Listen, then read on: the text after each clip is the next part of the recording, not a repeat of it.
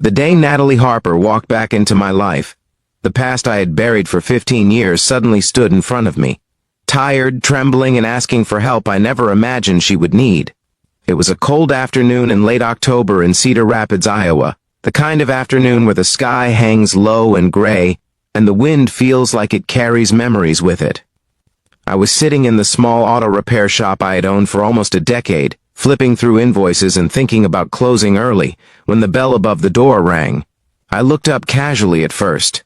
Then my heart stopped. Standing in the doorway was a woman with chestnut hair that had grown longer, softer eyes that looked heavier with life, and a familiar presence that made my chest tighten in a way I hadn't felt since I was 17.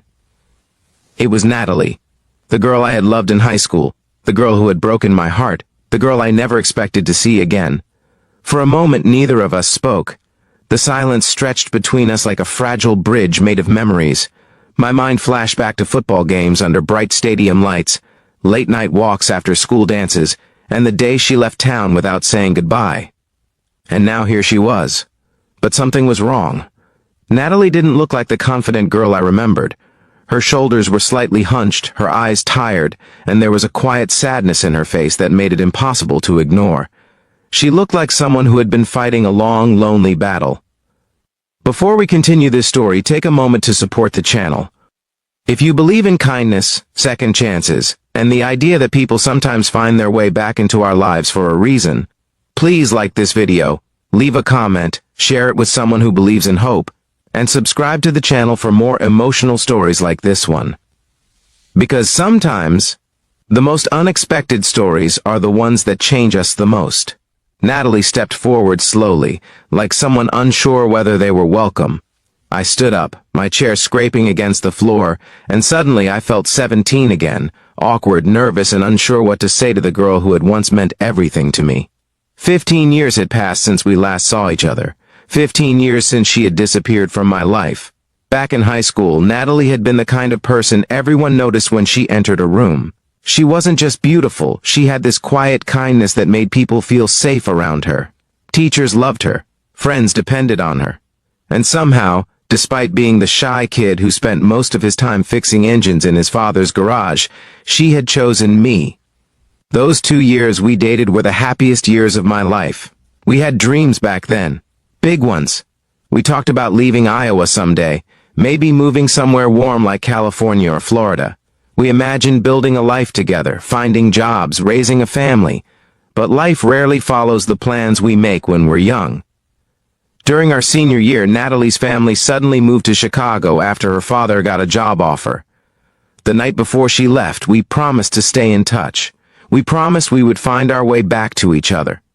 For a few months we tried. Phone calls, letters, late-night conversations about how much we missed each other. But distance has a quiet way of breaking things apart. Eventually, the calls became less frequent. The letters stopped. And one day, Natalie simply vanished from my life like a chapter that had been torn out of a book. I never knew what happened to her. I never knew why she stopped trying. All I knew was that it hurt. And slowly, over the years, I learned to live without the answers. Now she stood in front of me again. And the past was suddenly very real. Natalie looked around the shop for a moment, as if gathering the courage to speak. Her eyes paused on the old photographs hanging on the wall. Pictures of my father, the man who had taught me how to fix engines and how to survive heartbreak without letting it turn you bitter. Then her gaze returned to me. There was something in her eyes that made my chest tighten. It wasn't nostalgia, it was desperation. Natalie took a slow breath before finally explaining why she had come. Her marriage was falling apart. For the past 10 years, she had been married to a man named Brian, a successful real estate developer who seemed perfect when they first met. He was charming, ambitious, and financially stable. But behind closed doors, things were very different. Brian was controlling, cold. And slowly, over the years, he had turned Natalie's life into something that felt more like a cage than a marriage. At first, it was small things. Criticizing her choices, deciding who she could spend time with, controlling the finances. Then the arguments started. Then the threats. Eventually, Natalie realized she was living in a relationship where love had been replaced by fear. She tried to leave once before. Brian had convinced her to stay. But now she was finally ready to end it. There was just one problem. Brian had money, power, connections, and he was determined to make the divorce as painful as possible.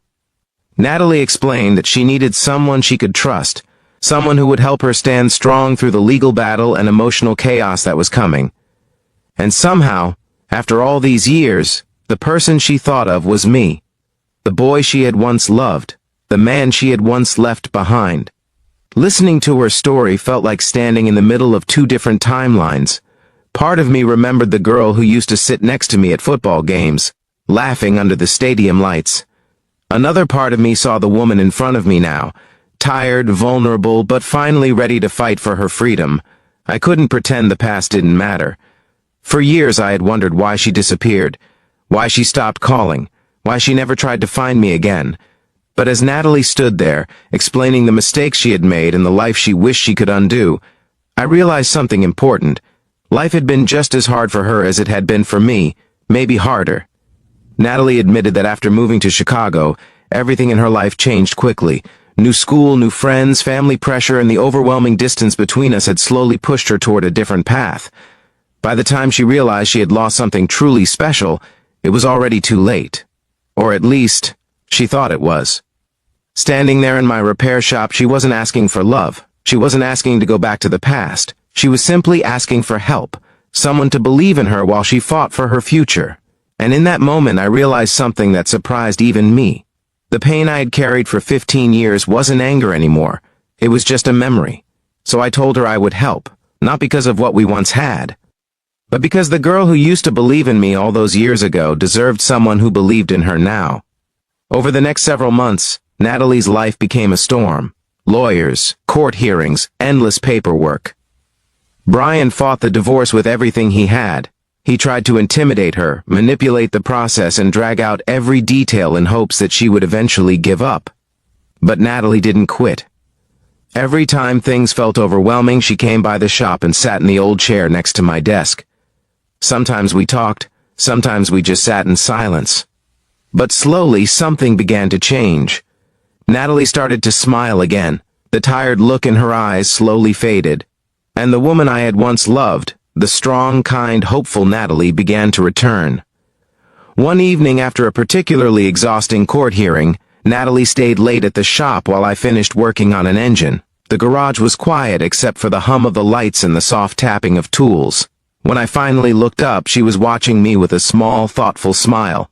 It was the same smile she used to give me in high school, the kind that made the whole world feel lighter. In that moment, I realized something unexpected. Sometimes life doesn't give us the story we planned. Sometimes people leave. Sometimes they come back broken. But every once in a while, life gives us a second chance to write a different ending.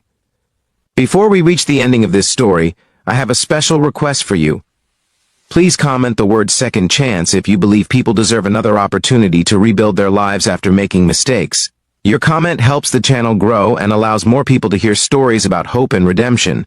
A year after Natalie first walked into my shop, the divorce was finally over. Brian lost. Natalie was free. The day she received the final court decision, she came back to the shop again, just like she had done so many times before.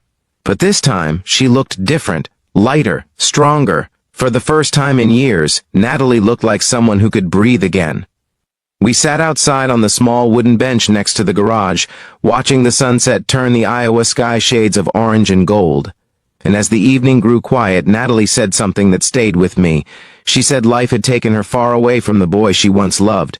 But somehow, when she needed help the most, that same boy had become the man who helped her find herself again. She didn't ask for anything else. She didn't rush the future. But for the first time in 15 years, the space between us felt open again. And sometimes, that's all a second chance needs. If this story touched your heart, please take a moment to like the video, share it with someone who believes in second chances, and subscribe to the channel for more emotional stories like this. Because